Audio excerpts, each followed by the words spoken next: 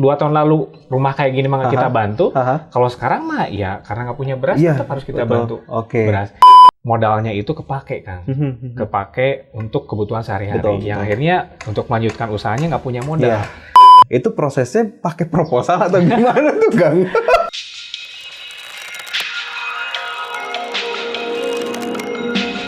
Assalamualaikum warahmatullahi wabarakatuh. Selamat hari ini teman-teman semuanya, apa kabar?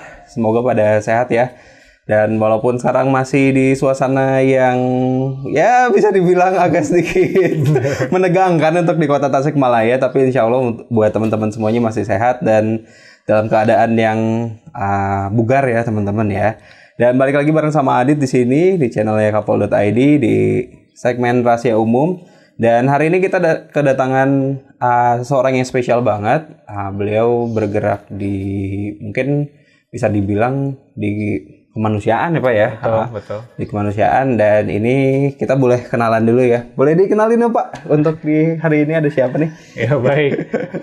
Perkenalkan, saya dengan Taufik Perdana dari Lembaga Kemanusiaan Aksi Cepat Tanggap Tasikmalaya kan. Oke, Bapak. Kita panggilnya Pak Taufik aja ya. Udah masih muda kan?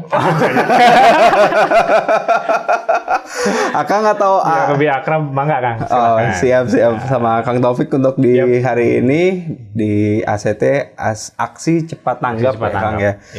Nah, kalau misalkan mungkin banyak orang-orang yang bertanya-tanya sebenarnya Aksi Cepat Tanggap ini ngapain aja sih Kang? Iya, secara umumnya.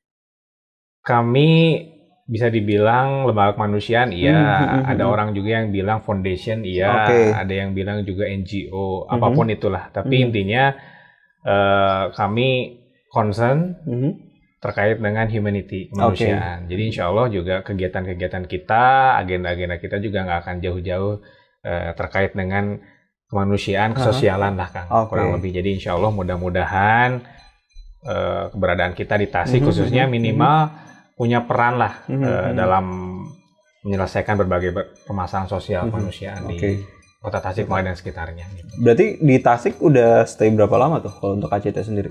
Kurang lebih 2 tahun lah Kang. 2 tahun lebih. 2 tahun lebih ya. Insya Allah nanti akhir tahun udah genap 3 tahun. 3 tahun. Soalnya dari zaman saya dulu di radio masih tetap sama.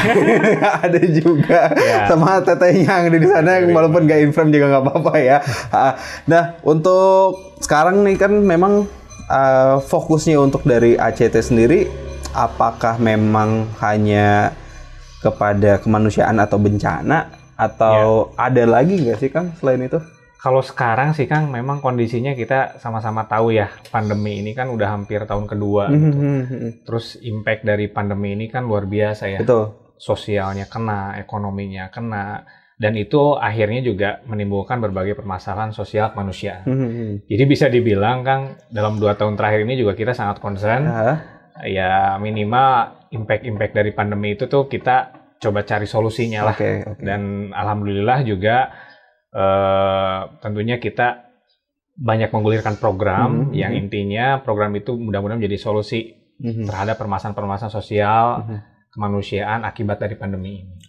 Jadi apalagi nih sekarang udah tahun kedua tapi kok belum ada tanda-tanda ini ya Kang ya? Itu dia, mau gitu. Sampai kapan? Kita bahkan kayaknya gelombang sekarang kan luar biasa ya. Secara orang yang terinfeksi, kita juga bahkan mendengar kabar yang kadarullah sampai meninggal juga luar biasa banyak. Ya masih begini Kang. Makanya kita nggak mengenal tuh WFH. Gitu.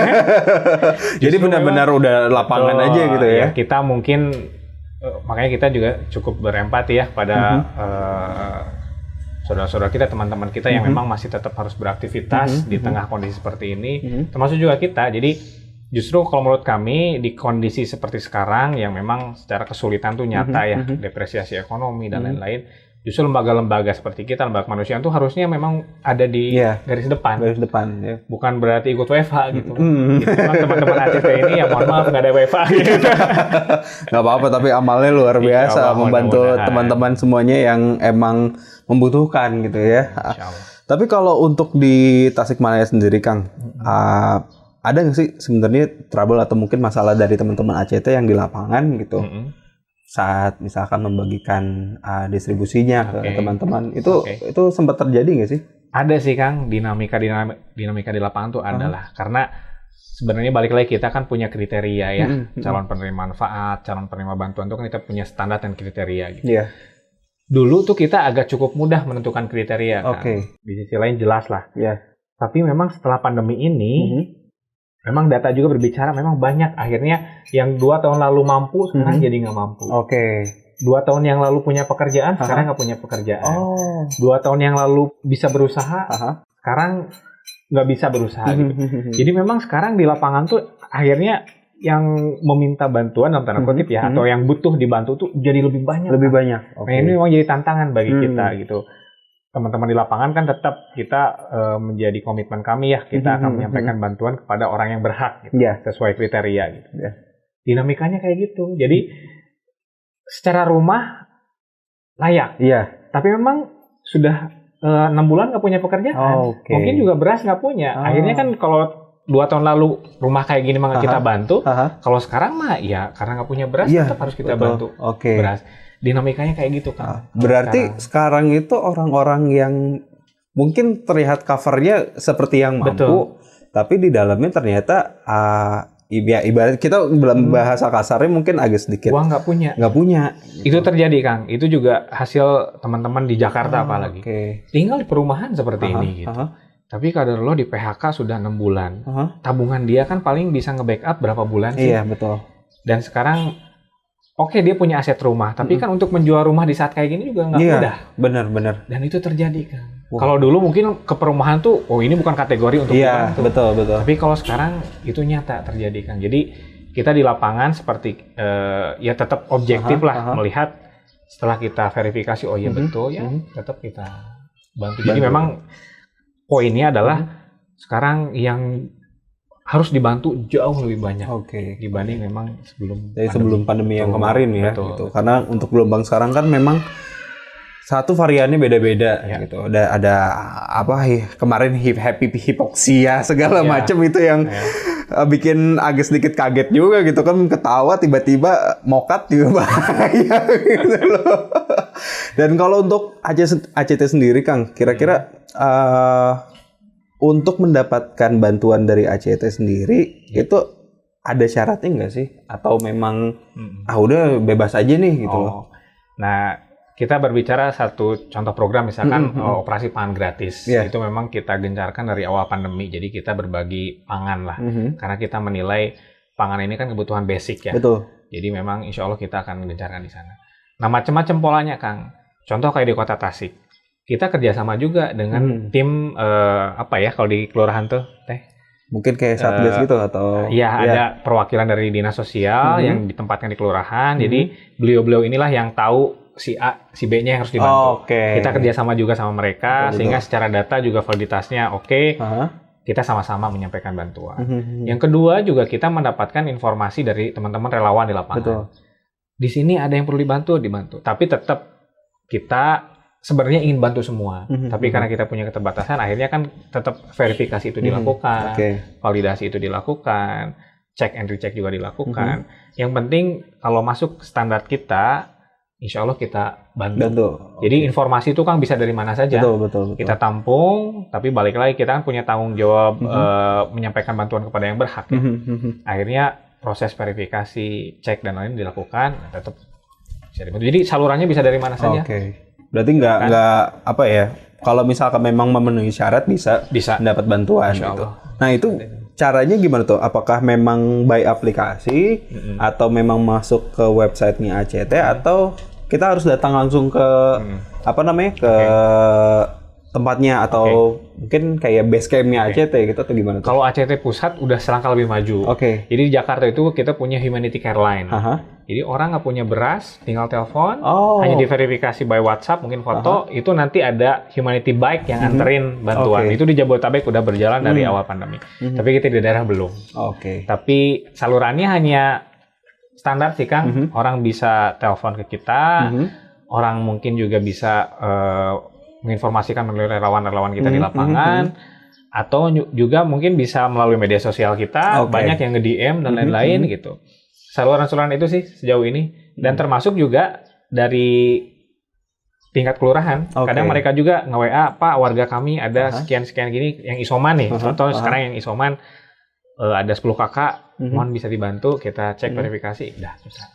Berarti dari Satgas RT RW pun bisa ya? Bisa banget. Udah berjalan kok itu dari kelurahan, beberapa kelurahan yang cukup aktif bersama-sama sama kita. Karena kita juga sekali lagi dalam kondisi kayak gini kan butuh sinergi ya, nggak bisa kita sendiri-sendiri gitu ya. Insya Allah kita sinergi bareng-bareng lah, baik itu sama pemerintahan atau sama komunitas dan lainnya juga.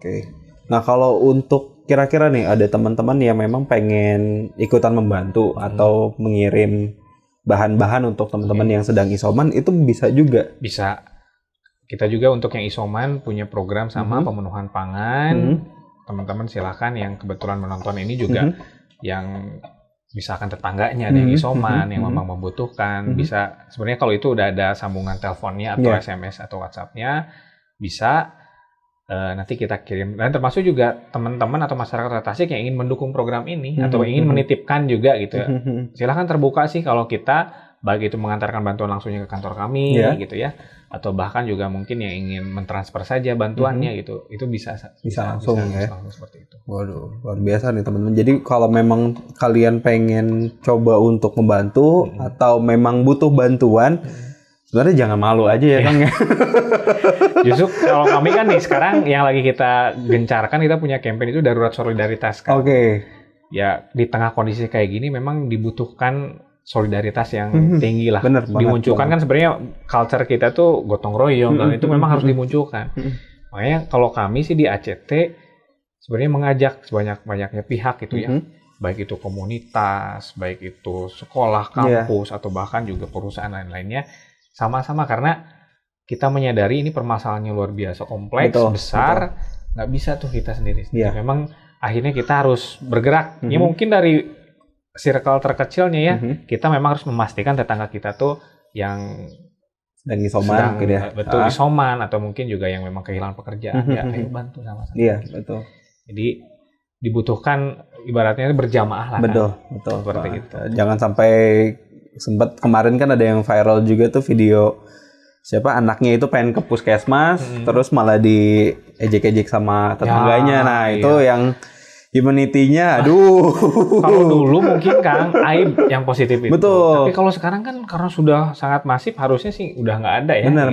Kalau dulu memang kan orang malu. Positif tuh kayak satu kampung tahu gitu. Iya, betul. Dan bahkan juga bisa dikucilkan. Kalau sekarang masih kejadian tuh kayaknya miris banget. Nah, itu dia. Karena kalau buat saat ini sih, intinya kalau teman-teman yang memang merasa sudah ada bergejala atau memang sudah merasakan, ya jangan malu untuk bertanya gitu kan. Terus juga apalagi melapor ke teman-teman Satgas yang ada di daerah kalian, ya minimal ke puskesmas.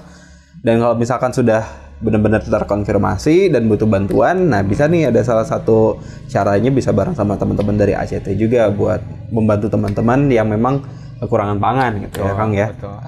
Kalau untuk program selain itu ada lagi nggak Kang? Ya, kira-kira untuk yang merespon pandemi ya, efek dari pandemi yang pertama pangan, itu jelas kita dari 2 tahun yang lalu juga sangat intens, bahkan itu bukan seasonal atau bahkan musiman Kang, tapi kita rutin sepanjang pekan gitu ya, dalam 1 bulan terus berjalan. Itu insya Allah kita juga terus merestock logistik kita. Yang kedua juga kita punya bantuan modal Kang. Jadi namanya wakaf modal usaha mikro ya. Karena kita melihat salah satu dampak dari pandemi ini kan banyak pedagang-pedagang kecil ini akibat pembatasan yang biasa dagang di sekolahnya libur juga nggak bisa jualan dengan baik. Akhirnya mereka modalnya itu kepake Kang. Kepake untuk kebutuhan sehari-hari. Yang akhirnya untuk melanjutkan usahanya nggak punya modal. Di sisi lain pedagang-pedagang kecil ini juga kan nggak punya akses ke perbankan dan lain-lain gitu. Nah akhirnya ini justru menjadi sasaran para itulah tahu ya istilah Bang Emok atau apalah gitu. Itu kan luar biasa ya. Betul. Di kampung juga itu menjerat gitu. Iya. Nah kita punya program itu bantuan modal dan pendampingan. Dan itu murni Kang, kalau bantuan modalnya 2 juta dikembalikan 2 juta saja. Termasuk pendampingan sama kita gitu. Itu sudah berjalan di beberapa tempat. Itu sudah jalan dari tahun kemarin ya. Alhamdulillah banyak yang sudah selesai gitu. Itu kisaran bantuannya dari sampai 2 juta maksimal, bisa sampai 1 tahun, terserah gitu sesuai kemampuannya. Termasuk juga kita ada pendampingan. Pendampingannya bukan hanya sekedar pendampingan usaha, tapi juga kita secara spiritual Kang, ada kajian dan lain-lain gitu. Program itu insya Allah berjalan dalam waktu dekat. Mudah-mudahan juga kita akan ada di wilayah Tasik dan Kabupaten 150 lagi lah penerima manfaat yang mendapatkan bantuan modal tersebut. Gitu. Berarti pedagang apapun boleh ikutan? Boleh. Tapi pedagang kecil lah. Pedagang yang nggak yang, Anda punya agen. Tidak dong. Pedagang kecil dan yang memang kita utamakan yang nggak punya akses ke perbankan. Kan bisa kita cek gitu ya. Dan lain-lain gitu ya. Jadi bantuan itu juga terus digulirkan. Termasuk juga kalau tadi pangan, kita juga ada operasi makan gratis. Nah kalau di Jakarta itu kerjasama sama warteg kan.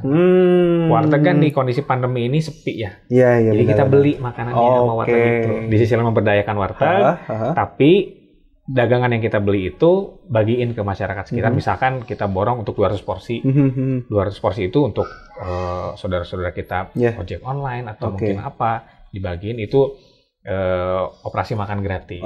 Di Tasik juga berjalan, tapi terakhir kita memang fokus di beras, tapi terakhir sama ya beberapa warteg juga di Kota Tasik menjadi langganan kita beli makanannya dibagikan. Berarti di Tasik juga udah berjalan tuh ya.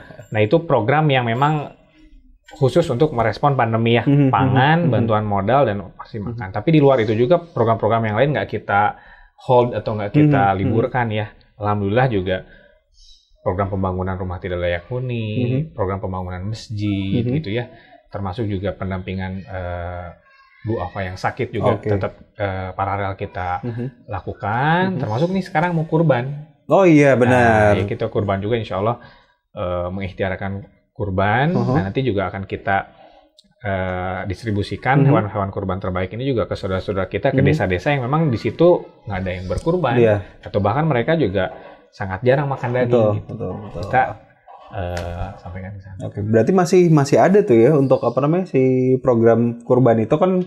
Kalau tahun kemarin kalau nggak salah yang itu bareng sama petani-petani dari lokal yang ada di Kota Tasik sama di kabupaten juga ya? Ya, untuk pemberdayanya kan kita yang di Culamega LTW.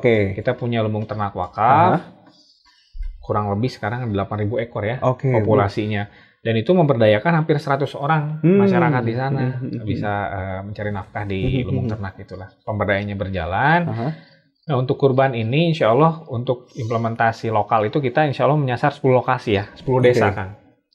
Ada beberapa desa di Kota Tasik, di daerah Taman Sari gitu ya. Sama di daerah Bungur Sari. Dan yang lainnya di Kabupaten Tasik. 10 desa itu udah kita assessment memang luar biasa kondisinya gitu ya. Masyarakatnya mayoritas prasejahtera, ada histori bahkan udah 10 tahun, 20 tahun nggak ada yang berkurban di sana. Jadi mereka tuh ibaratnya kurban tuh biasa-biasa aja, nggak ada momen spesial karena nggak ada yang berkurban ya. Dan secara kondisi karena prasejahtera, ya mereka jarang juga makan daging kan. Makanya insya Allah akan kita hadirkan kurban di sana. Alhamdulillah dari 10 lokasi ini sih 6 lokasi udah terpenuhi ya. Mudah-mudahan dalam sepekan ke depan 4 lokasinya adalah mitra-mitra kita yang bisa support hewan kurban di sana. Insya Allah kita implementasikan di sana, distribusikan untuk saudara-saudara kita di sana. Berarti kalau untuk di Kota Tasik sendiri ada berapa mitra tuh untuk sama ACT? Banyak sih kan. Banyak banget. Alhamdulillah banyak mitra. Bukan cuma untuk di kurban aja kayak misalkan. Ya, mereka banyak support bukan hanya kurban, baik itu program-program lain juga banyak yang support sama kita. Berarti emang satu program yang luar biasa banyak banget gitu dan ya gimana ya terlihatnya mungkin kalau misalkan di luar ACT hanya membantu teman-teman yang rata-rata mungkin kayak misalkan sembako atau segala macam gitu, ternyata program yang dibaliknya juga banyak banget. Ya, contoh kayak pekan ini tuh program project yang sedang berjalan, kita lagi bangun 10 rumah Kang, kurang lebih. Ada 4 masjid yang lagi dibangun juga. Ini mungkin prosesnya baru 50%. Dan pembangunan sumur wakaf juga di pesantren di sini nih, di Ciberem ya.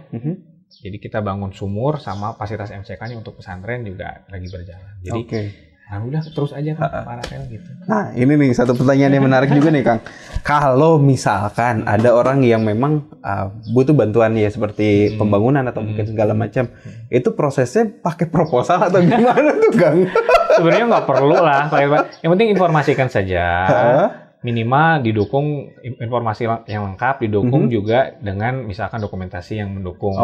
Sehingga memang kita bisa menilai ini layak apa enggak. Tapi tetap proses verifikasi itu kita lakukan. Balik lagi sih Kang, kita karena pengen bantu sebenarnya sebanyak-banyaknya pihak. Tapi kan karena ada keterbatasan, akhirnya kita bermain skala prioritas di sana. Jadi silakan menginformasikan saja, misalkan saya ada tetangga nih, duafa, lansia, sebatang kara bahkan gitu, rumahnya udah mau rubuh gitu, silakan informasikan kami cek, nanti kami nilai bahwa ini layak gitu ya. Ya insya Allah kita ikhtiarkan itu. Oke. Nah jadi teman-teman ini satu informasi yang baru juga nih gitu kan. Jadi nggak harus nyiapin proposal kemana enggak ya. Cukup kayak misalkan dokumentasinya atau mungkin informasi awal lah ya, untuk untuk informasi awal biar teman-teman dari ACT juga tahu kalau misalkan ini memang butuh bantuan gitu teman-teman ya. Dan ini balik lagi ke masalah COVID nih Kang. Kira-kira kalau untuk selain dari pangan ada lagi nggak sih untuk teman-teman? Lupa ACT COVID itu Kang awal-awal nih. Kita kan dulu sempet parno ya. Makanya dulu tuh kita punya program penyemprotan ya. Desinfektan itu kita hampir di kota Tasik itu kita semprot masjid dan lain berjalan. Tapi sini-sini kan kayaknya udah nggak terlalu efektif ya desinfektan itu.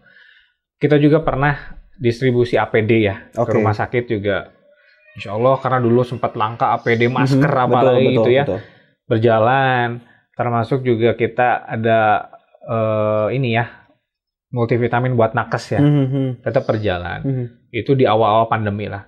Tapi memang kalau ke sini karena kita melihat bahwa secara impact masyarakat yang bisa dibilang paling rentan itu terkait dengan pembunuhan pangan, memang akhirnya kita sangat fokus dan concern secara kuantitas, secara memang di program bantuan pangan.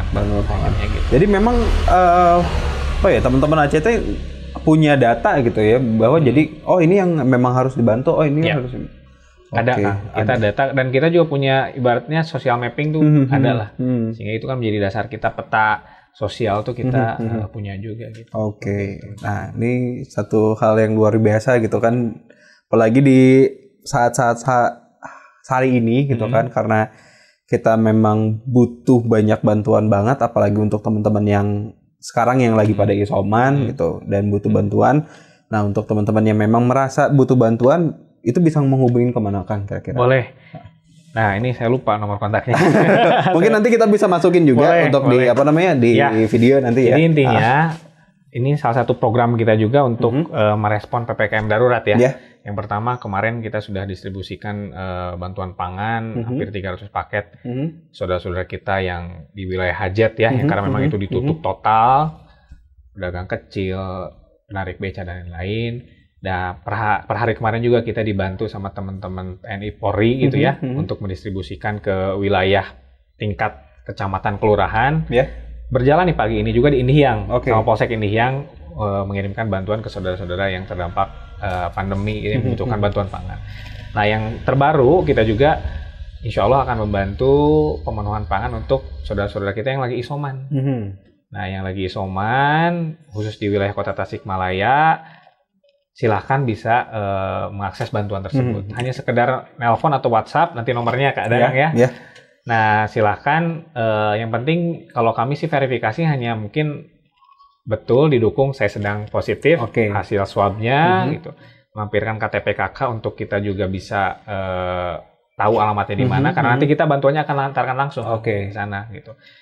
Dan kita juga disclaimer-nya adalah mudah-mudahan yang mengakses bantuan ini menengah ke bawah kan. Karena yang menengah ke atas kan bisa beli saja beras. Sudah ada gudangnya gitu. Jadi ya kita harapannya sih yang mengakses ini memang saudara-saudara kita yang memang kelas menengah ke bawah lah gitu. Jadi silahkan bisa mengakses, insya Allah tidak ribet.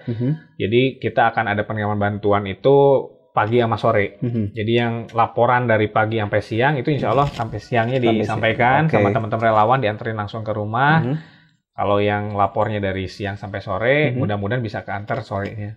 Bisa kita anterin. Dan insya Allah sih sementara sampai tanggal 20 sih kan. Sampai 20 ini ya. Tanggal 20 dan mudah-mudahan sih persediaan kita masih banyak. Gitu. Amin.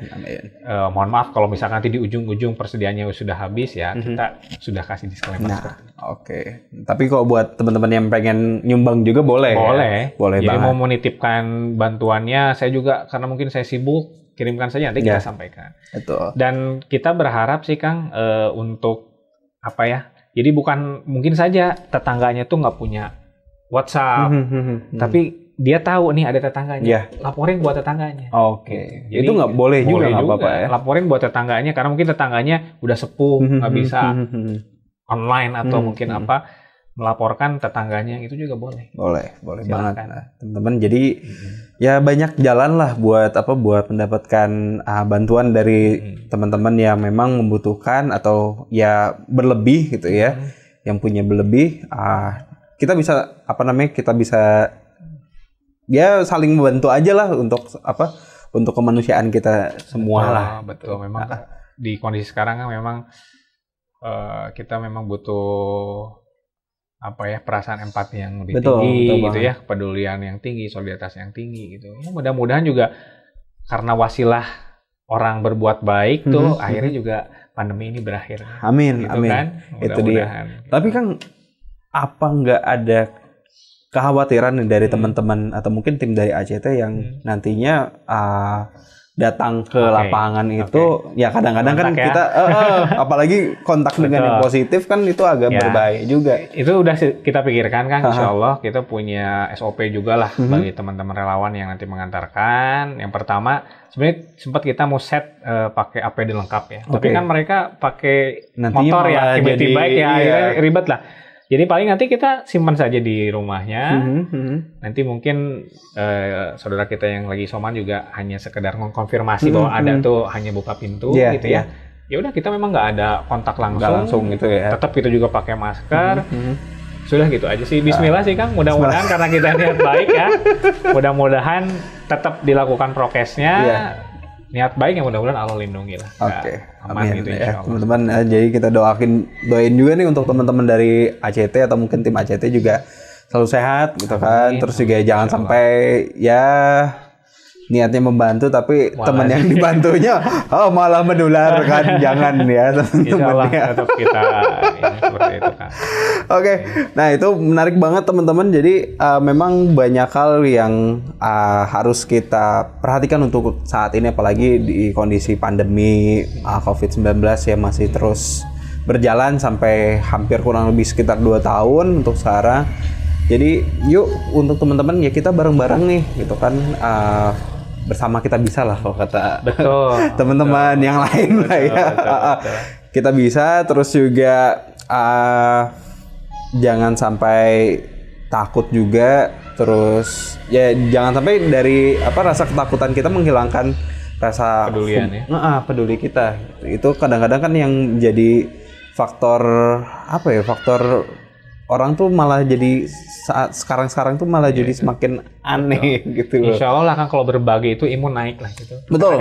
Nggak ada sebuah kebahagiaan kalau kita melihat saudara yang terbantu itu kan ikut bahagia juga dan lain itu luar biasa. Ada ininya lah, ada momen kliknya lah. Gitu kan. Barangkali ada yang mau disampaikan lagi Kang untuk tim. Iya sih, kalau kami di ACT itu sangat berharap gitu ya. Di kondisi sekarang tuh memang semua pihak itu bisa aware ke lingkungan sekitarnya gitu ya. Jadi tadi mengetahui ada tetangganya yang nggak punya beras, nggak punya makanan dan lain-lain. Dan kami juga mengajak sebanyak-banyaknya pihak tuh memang ayo berbuat gitu ya. Justru kalau kami mah seneng dalam arti misalkan akhirnya dengan wasilah program kita akhirnya banyak orang yang ngikutin gitu. Betul. Karena permasalahan besar ya nggak bisa saja memang mengandalkan satu atau dua pihak kan. Harus semua bergerak. Yuk enak. Sekarang komunitas goes nih, sekalian goes barang tuh bawa beras 1 kilo kan, ada 50 pesepeda, ada 50 kilo, sambil goes tuh bagiin beras. Ada teman-teman yang sekarang kampus kan lagi libur gitu ya, ayo apapun lah dilakukan, yang penting kondisi sekarang memang sangat membutuhkan tadi kepedulian kita satu sama lain gitu ya. bergerak bersama, mau sama ACT hayu, mau masing-masing hayu, silakan, yang penting semua bergerak membantu sesamanya. Jadi kami sih ACT sangat terbuka, Kang. Justru bahkan kita mas sangat senang kalau bersinergi gitu ya, bersinergi dengan komunitas, bersinergi dengan pemerintahan, bersinergi dengan pihak korporasi atau pengusaha, dengan pihak kampus. Jadi sama-sama kan. Sama-sama ya. Itu ya. Jadi sangat terbuka. Mangga teman-teman yang mau ikut berkegiatan kemanusiaan, kesosialan bersama kami juga silahkan. Kantor kami terbuka.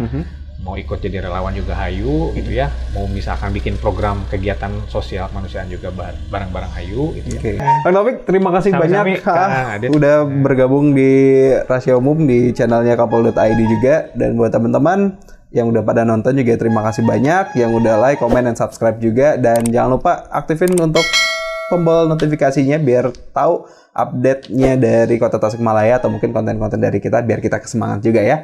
Oke, sekali lagi makasih Kang. Sama-sama. Udah datang, Teteh juga makasih nggak in frame nih ya. Dan nanti kita bakal ketemu lagi di next episode selanjutnya.